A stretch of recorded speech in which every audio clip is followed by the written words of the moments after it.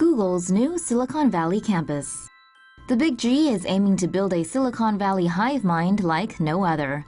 Google has proposed to build a new complex on land of the former Onizuka U.S. Air Force Base in Sunnyvale, California for $21 million. If approved, the company will construct new offices that'll include 2 large buildings. Google says the new premises could house 4,500 employees. According to San Jose newspaper, the Mercury News, one of these buildings will be 5 stories high. Concept designs illustrate how the office design incorporates floor-to-floor, inclining slopes. The Mercury News reports this will allow workers to get from floor to floor via walking, cycling, or rollerblading. Guess the architects forgot to Google stairs, huh? The project is called Carribean after one of the avenues the offices are built along. If their proposals get the go-ahead, Google says workers would be in the buildings by 2021 at the earliest. 1 and 100 zeros. Google investigating display issues with its new $800 phone. Internet giant and YouTube owner Google may need to place its latest smartphone in a limited state. Apologies, that's a demonetization joke.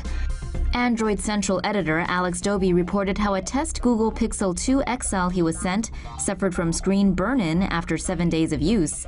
This is when graphics burn into the display.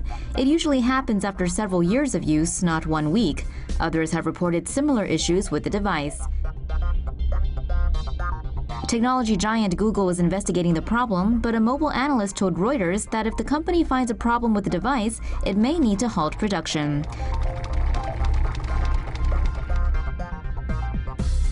But hey, maybe it's not the phone. Maybe it's the YouTube algorithm gone rogue and instead of demonetizing creators, it's demonetizing Google. One $800 phone at a time. Probably not, but their share price did drop by 1.9% on Monday. Google is watching. Google has been collecting location data on Android phones even when the location services are disabled. Excuse me? Since January, all Android devices, even with location services disabled, have been sending cell tower addresses to Google. Devices with cellular data or Wi-Fi connection appeared to send data each time they were in range of a new cell tower. Android devices without a SIM card but connected to a Wi-Fi network would still send tower addresses to Google.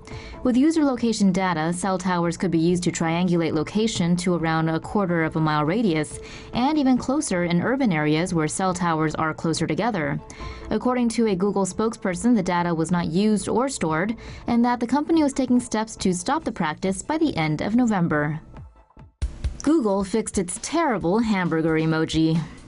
Things are finally back to normal in the Googleverse after Google updated its abomination of a hamburger emoji.